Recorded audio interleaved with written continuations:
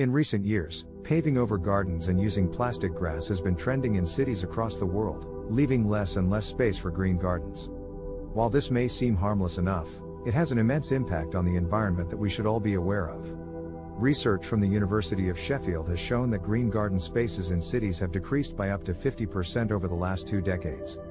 This startling statistic speaks to the urgent need to encourage people to embrace environmentally friendly gardening practices.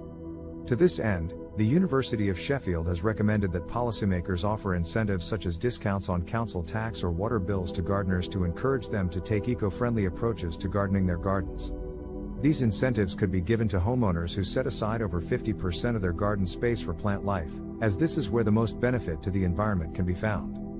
The study also suggests that prohibitions on environmentally damaging materials and practices should be adopted. This could include banning pesticides, or disallowing plastic grass or artificial turf in backyards.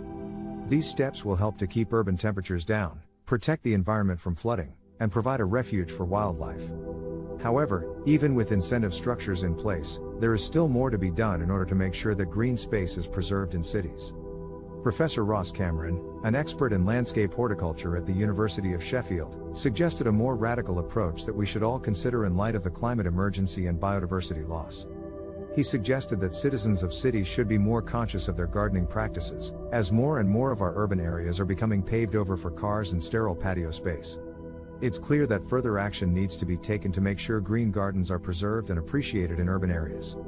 With the right incentive structures in place and a renewed awareness of our environmental impact, it is possible to preserve the beauty of green gardens and ensure our cities remain vibrant, healthy and full of life.